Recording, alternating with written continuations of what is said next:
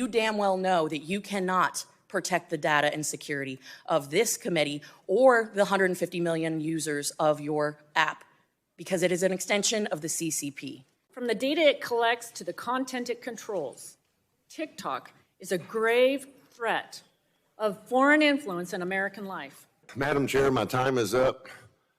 And if this committee gets its way, TikTok's time is up. That was nice, right? I think I really nailed it. My name is James Lee. Welcome to my channel 5149, where I talk business, politics, society. And today, I want to talk more about the TikTok ban, specifically focusing on the Restrict Act, a bill that has been dubbed by the mainstream press as a quote-unquote bipartisan bill that could be used to ban TikTok. But is all this talk about banning TikTok just a distraction, a red herring? Let's find out. We are told that we have to ban TikTok because of the harmful effects the app has on children and because China could get their hands on our data.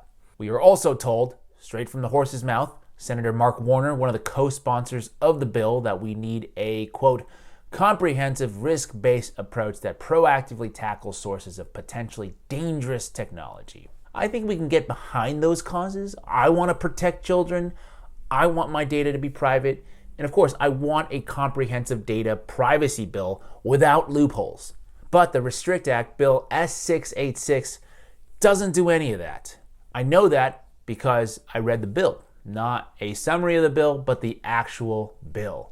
And what I realized was that the bill is not about protecting children. It's not about national security. It's about money and it's about control.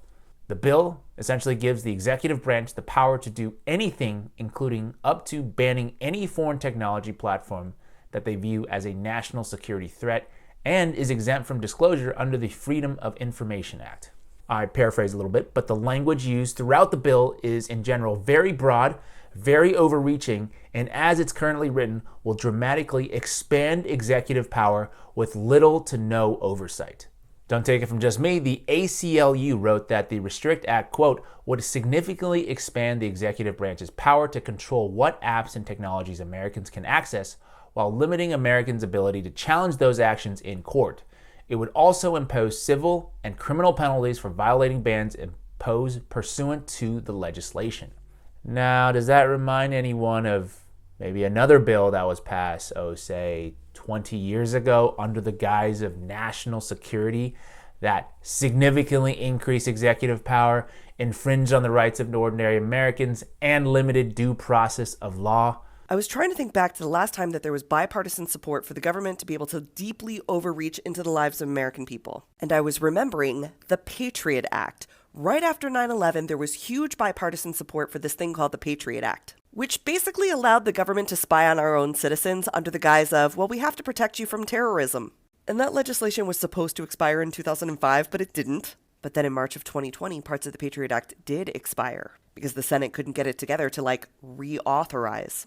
And then I was like, there is just as much fervent bipartisan support for Mark Warner's Restrict Act. What if we found another reason to reinstate it? Yeah, it'll be for the children, except when it's not, because the Restrict Act only applies to companies from countries that are deemed, quote unquote, foreign adversaries.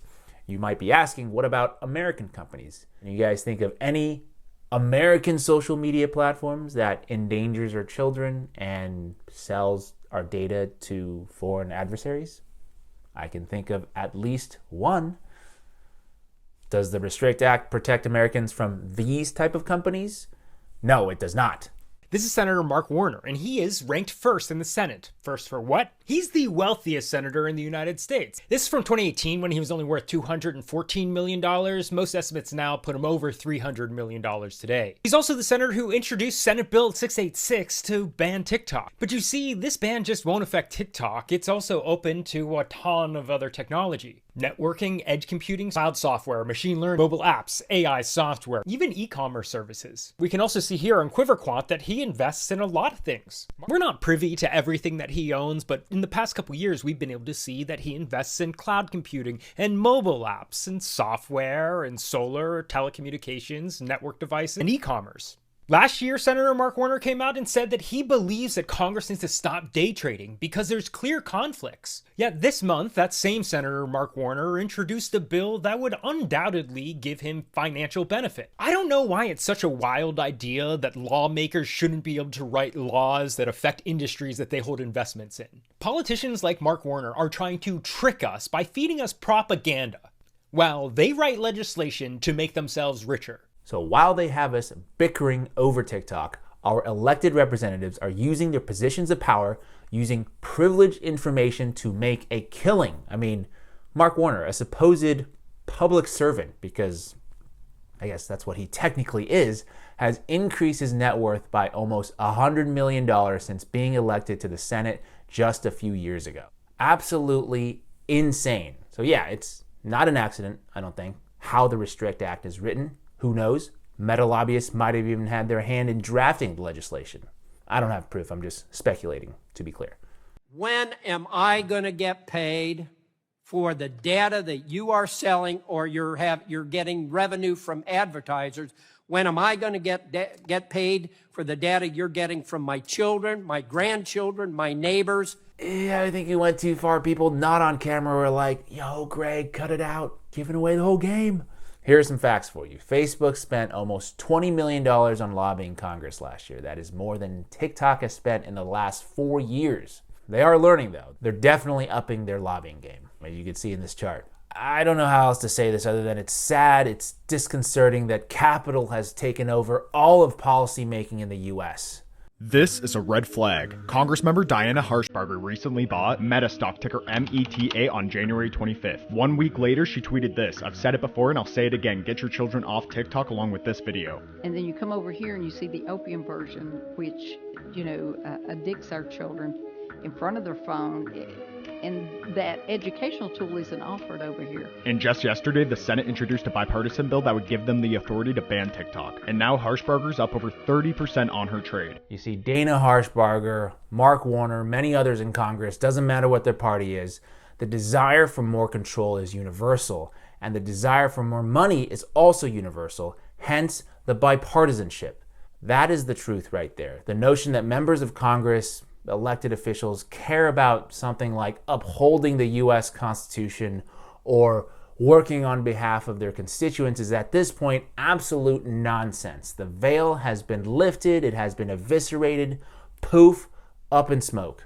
That's what this hoopla with TikTok is all about. They feel like they need to do this rigmarole pretending to care about children or national security, but it is so transparent at this point, if you read the bill, that all these people care about, save a few who I would deem upstanding members of Congress. There are a couple of these folks, but for the majority, what they really care about is maintaining their control, maintaining their power, and making money, all at the expense of the American people and the American nation.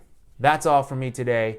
I know we're on YouTube right now, but let me know what you think about the TikTok ban. What are your thoughts about China, our politicians? For me, I draw a pretty hard line at taking money from special interests, any special interests. I know that they are few and far between, but if you take corporate money, you're not the candidate for me.